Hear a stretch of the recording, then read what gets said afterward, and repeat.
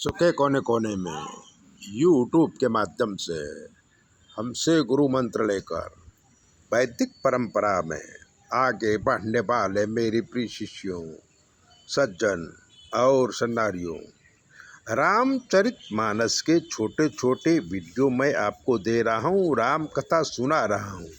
इसलिए आप चैनल को सब्सक्राइबर कर लीजिए, लाइक कर दीजिए, घंटी दबा दीजिए। और ज्योतिष का कोई प्रश्न है तो 9825200108 पर फ़ोन करिए। चलिए आज सुनाता हूँ।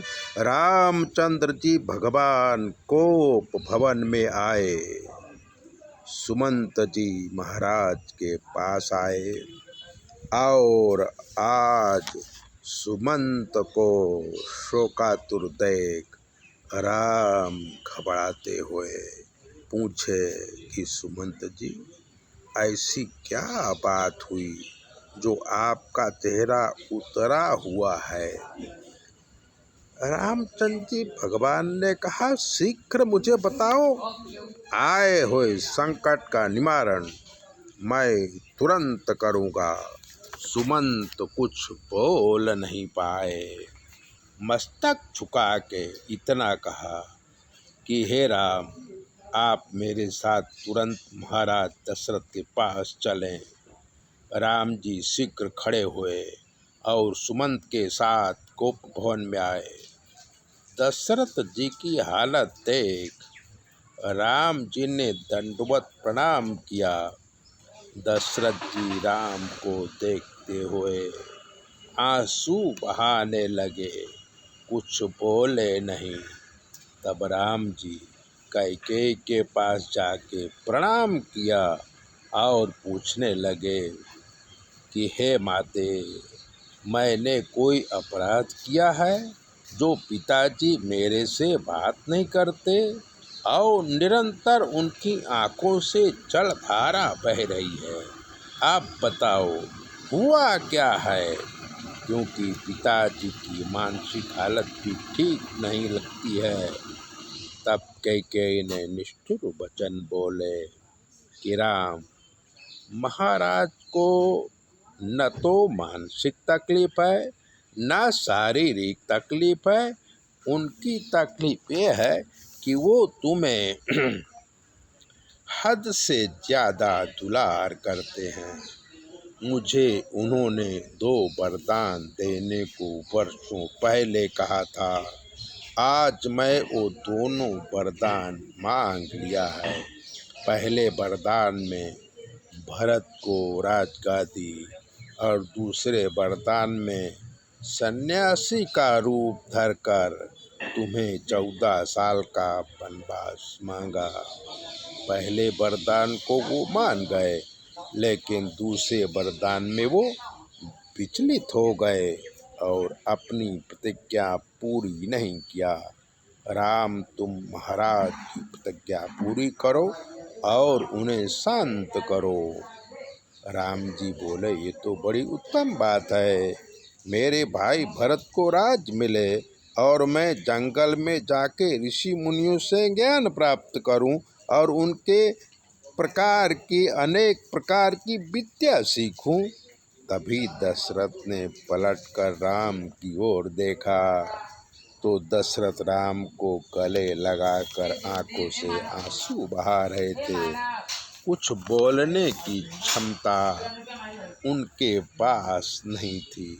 वो सोचते थे कि भगवान राम की बुद्धि पलट दे और वो मेरी बात न माने। राम ने कहा, पिताजी, आप शोक का त्याग करो। वो पुत्र बहुत भाग्यशाली होता है जो माता पिता की आज्ञा का पालन करता है। फिर हमारे भरत राजा बनेंगे, इसका उत्सव होना चाहिए। लेकिन दशरथ कुछ बोले नहीं। तब कैकेयी ने कहा, राम, तुम वन में जाने की तैयारी करो, तभी महाराज स्नान ध्यान करेंगे। राम ने कहा कि हे माते, आज ही दूत भरत को लेने नडियाल जाएंगे और मैं सभी बड़ों की अनुमति लेकर वन गमन की तैयारी करता हूँ। दशरथ जी कुछ बोले नहीं। पर राम को देखे देखते रह गए और सुमंत को इशारा कर रहे थे कि किसी तरह से राम को रोका जाए। वन गमन की बात पूरे अयोध्या में फैल गई। मंगल श्रृंगार अमंगल लगने लगा।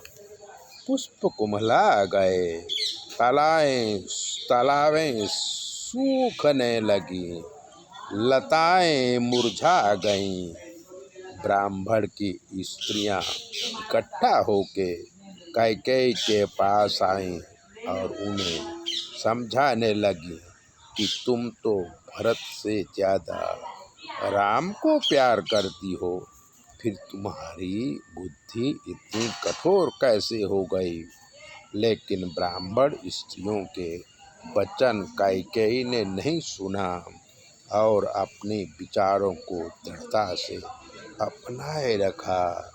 तब अयोध्या की सभी स्त्रियां कैकेयी को उल्टा कुल विनाशनी नागिन आदि शब्दों से कैकेयी की निंदा करने लगी। पूरी अयोध्या शोक मगन हो गई और महाराज दशरथ स्त्री वस्त्र होके ये क्या निर्णय ले लिए। जिसके मन में जो आता वो दशरथ और कैकेयी की निंदा को चुप करने लगे। सारे लोग अपनी सूझ बूझ भूल गए और पूरी अयोध्या बेहोशी में गर्क हो गया। ऐसी ही कथा सुनने के लिए चैनल को ज़रूर सब्सक्राइबर करो, लाइक करो, घंटी दबाओ और ज्योतिष का कोई प्रश्न है तो 9825200108 पर फ़ोन करो। हम आपको पूरी कथा सुनाएंगे और पूरी ज्योतिष बताएंगे। जय भोले, अपना ध्यान रखो।